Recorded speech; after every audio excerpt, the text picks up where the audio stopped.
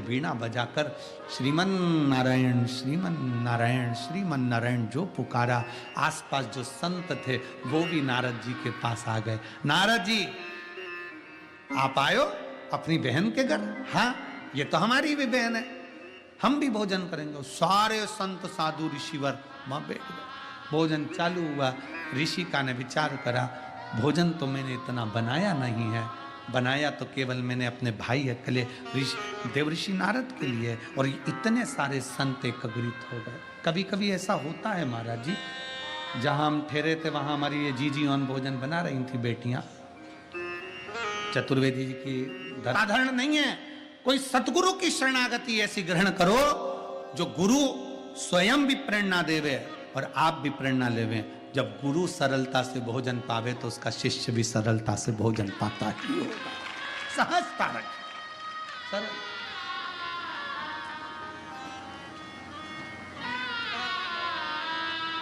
शिव महापुराण की कथा कहती है, नारद जी के साथ में संत भोजन करने बैठ गए। जैसे ही संत भोजन करने बैठे, भोजन हो गया। भोजन होने के बाद नारद जी ने अपनी छोटी सी गठरिया में से जो लक्ष्मी जी ने सिक्का दिया था, जो लक्ष्मी जी ने क्वाइन दिया था, मुद्रा दी थी, वो मुद्रा निकालकर नारद जी अपनी बहन को देने लगे। ऋषिका अपनी बहन को देने लगे। ऋषिका ने कहा, भैया मैंने तुझे भोजन करने के लिए मुद्रा के लिए नहीं बुलाया, धन के लिए नहीं बुलाया। मुझे तेरी संपदा, मुझे तेरा धन, मुझे तेरा वैभव नहीं चाहिए भैया। दीदी ऋषिका, यहां जब मैं आ रहा था तो देवऋषि नारद कहते हैं, भगवान नारायण और लक्ष्मी प्रसन्न हुए कि बहन के घर जा रहे हो तो खाली हाथ मत जाना, कुछ देकर आना, कुछ देकर आना। जाओ, मैं आपको देने के लिए कुछ नहीं ला रहा था तो लक्ष्मी जी ने ये मुझे मुद्रा दी है, सिक्का दिया है, ये सोने की गिन्नी दी है, आपको मैं देना चाहता हूं। ऋषिका ने कहा, मुझे ये नहीं चाहिए, मुझे ये नहीं चाहिए। क्या चाहिए? ऋषिका कहती है, बस मेरा जो पुत्र है पर्वत मुनि, उस पर्वत मुनि को भगवान शंकर का एक बार दर्शन हो जाए, ऐसी कृपा कर। पर्वत मुनि को केवल शिव का दर्शन हो जाए, मेरे बेटे को, तुम्हारे भांजे को शंकर का दर्शन हो जाए, ऐसी कृपा कर दीजिए। बस वो करुणा कर दीजिए कि एक बार दर्शन हो जाए मेरे पुत्र को, मेरे पर्वत मुनि को, मेरे बेटे को, आपके भांजे को, शंकर का दीदार, शिव का दर्शन हो जाए, वो कृपा कर दीजिए।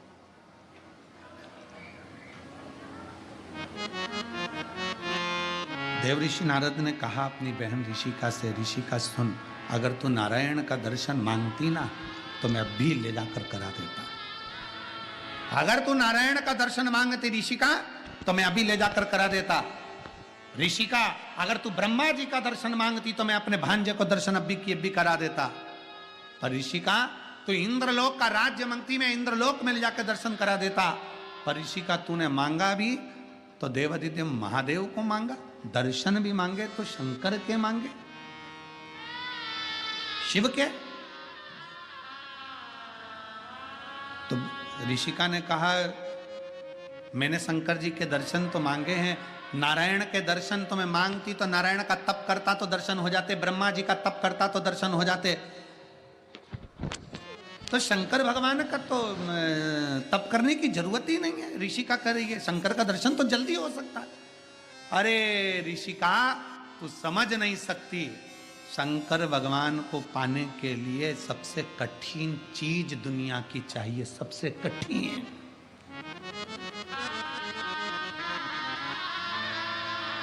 दुनिया की सबसे कठिन चीज महादेव को पाने के लिए चाहिए।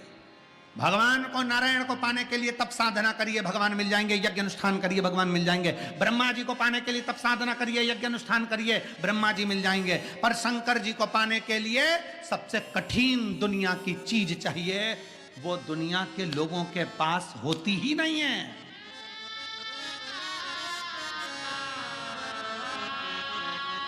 ऐसा क्या है जिससे शंकर भगवान मेरे मिल जाए?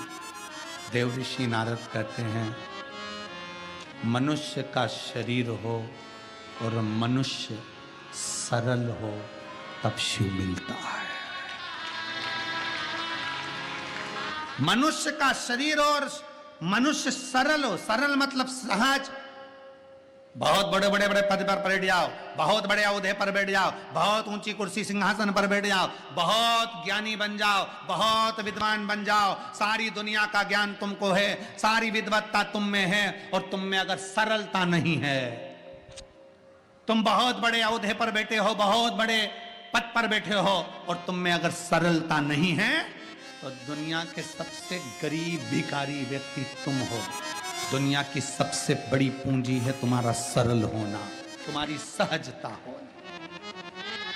और होता क्या है, व्यक्ति जब आगे बढ़ता है, बहुत उन्नति की ओर बढ़ता है, बढ़ते बढ़ते वो एकदम कठोर होता चले जाता है, सरल नहीं रहता। वो अपना अपना अहंकार, अपनी अभिमतता थोड़ी बढ़ती जाती है। दुकान है, व्यापार है, व्यवसाय, फैक्ट्री है, नौकरी है, ये है वो है, उसमें अहमता आती जाती है, सरलता खत्म होती चली जाती है। कई बार पत्नियां कह देती हैं, तुम पहले अच्छे थे, अभी तुम्हें हो क्या गया, तुम्हारा इतना प्रमोशन होते जा रहा है और तुम बुद्धि से डिमोशन होते जा रहे हो क्या रहा है तुमको। कई लोग विद्वान होते चले जाते हैं, विद्वत्ता आती जाती है, खूब खूब विद्वत्ता बढ़ती चली गई, और मालूम पड़ा सरलता घटती चली गई, अहंकार बढ़ता चले गए, अभिमत्ता ऊंची जाती गई। सरल बनी, सहज बनी।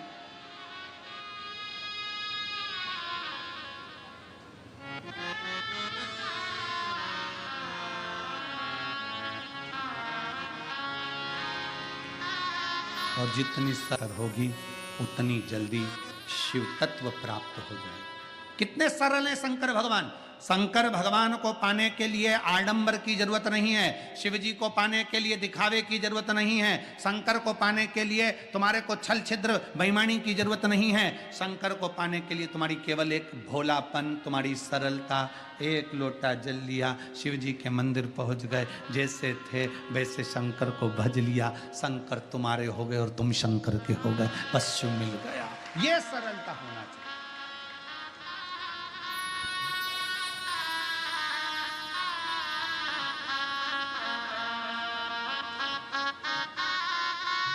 सहजता हो तुम्हारी।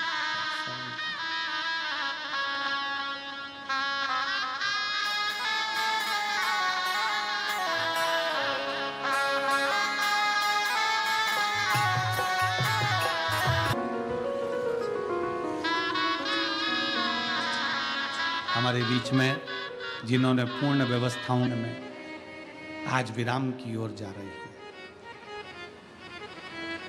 बहुत में ये कथा 7 दिन में पूर्ण हुई है। दिसंबर से 7 दिसंबर तक सिरपुर महाराष्ट्र धूलिया जिले में फिर मिलेंगे।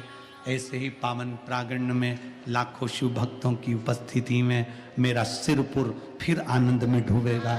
और कथा का रसपान 1 बजे से 4 बजे तक करेंगे। सभी सिरपुर के आसपास के रहवासियों से निवेदन है, खूब प्रेम से कथा सुनो, बाबा से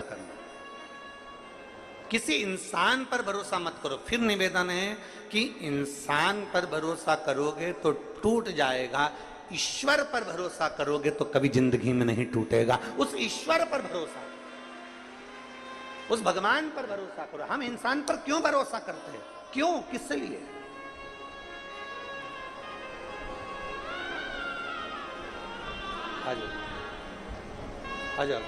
संपूर्ण महाराष्ट्र में निवास करने वालों से और जिन जिन के अभी सावन अभी चालू नहीं हुआ उनसे भी निवेदन है, अगर 2 अगस्त को पूजन कर भी लोगे ना तो कुछ घटेगा क्या?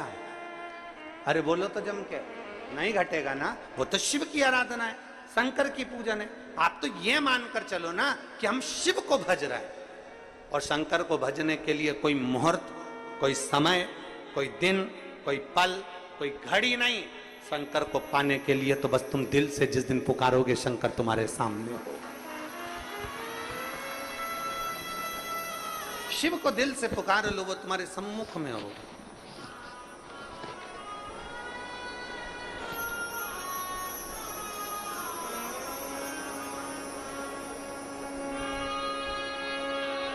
कई लोग कहते हैं गुरुजी सावन के महीने में हमारे वो परदादा जी चले गए तो सावन तो हमारे यहाँ खोट हो गई, तो हम भगवान का भजन करेंगे कि नहीं करेंगे, पूजन करेंगे कि नहीं करेंगे, शिव स्तुति करेंगे कि नहीं करेंगे, शंकर का नाम लेंगे कि नहीं लेंगे। हमारा निवेदन है, सावन में गए तो सावन में तुम खाते हो कि नहीं खाते हो? सावन में गए तो तुम कपड़े पहनते हो कि नहीं पहनते हो? सावन में गए तो तुम सावन के महीने में कहीं होटल में या कहीं कहीं जाते हो कि नहीं जाते हो? सावन के महीने में तुम घूमने जाते हो कि नहीं जाते? सावन के महीने में तुम मेहमानों के यहाँ घर पर जाते हो कि नहीं जाते हो? सावन के महीने में तुम सारी दुनिया का काम करते हो, बस केवल भगवान से तुम्हारा बेर हो जाता कि वो चले गए तो हमें भगवान शंकर के पूजन करूं कि नहीं करूं, मंदिर जाऊं कि नहीं, भगवान भजन करूं। और कितने साल हो गए कि हमारे दादाजी को गए हुए 12 साल हो गए, 15 साल हो गए, 20 साल हो गए, पर हमने भगवान का मंदिर छोड़ दिया। हमने खाना नहीं छोड़ा, हमने पीना नहीं छोड़ा, हमने घूमना नहीं छोड़ा, हमने कपड़े पहनना नहीं छोड़ा, बस मंदिर छोड़ा। ए भाई, दुनिया के कई लोग कहते हैं धर्म करते कर्म फूटे। कई लोग कहते हैं, हंसी मजाक में कह देते हैं, यज्ञ कर रहे थे हाथ जल गया, मंदिर गए थे ठोकर खा के नीचे गिर गए, मंदिर की सीढ़ी पे पांव फिसल गया नीचे गिर गए। तो दुनिया के लोग क्या कहते थे? धर्म करते कर्म फूटे। केदारनाथ जी दर्शन करने गए थे, कहीं कुछ हो गया, मालूम पड़े कहीं गए थे कुछ हो गया, तो क्या लोग लिखते हैं? धर्म करते कर्म फूटे। अरे भाई, धर्म करते कर्म नहीं फूटता कभी भी। याद रखना, जब एक व्यक्ति मटका लेने के लिए जाता है, मटके को जब लेने के लिए जाता है तो उस मटके को बजा बजा कर देखता है, बजा बजा कर देखता है। क्यों देखता है? क्योंकि अगर ये मटका फूटा होगा तो अभी की अभी फूट जाएगा, इसलिए इसको बजा कर देखा जाता है। और अच्छा होगा तो मैं इसको लेकर चले जाऊंगा। जब धर्म करते हो, पुण्य करते हो, सत्कर्म करते हो, भजन करते हो, शिव मंदिर जाते हो, अनुष्ठान करते हो, भगवान का नाम लेते हो, और तुम्हारे ऊपर अगर थोड़ा बहुत दुख आ जाता है तो समझ लेना मेरा बाबा तुम्हें बजा कर देख रहा है, कहीं ये फूटा तो नहीं है। धर्म करते कर्म नहीं फूटता कभी भी। भगवान तुम्हारे पूर्व के बेकार कर्म को फोड़ता है धर्म करते। थोड़ी समस्या आ गई, थोड़ी प्रॉब्लम आ गई, थोड़ी परेशानी आ गई, थोड़ा कष्ट आ गया, किसी ने कुछ कह दिया, किसी ने कुछ बोल दिया, समझ लेना कि धर्म करते कर्म नहीं फूट रहा है। धर्म करते हैं तो हमारे पूर्व का कर्म जो हमारे ऊपर हावी रहता है, भगवान उसको तोड़ता है, उसको काटता है, इसलिए थोड़ा कष्ट आ जाता है। एक पत्र है,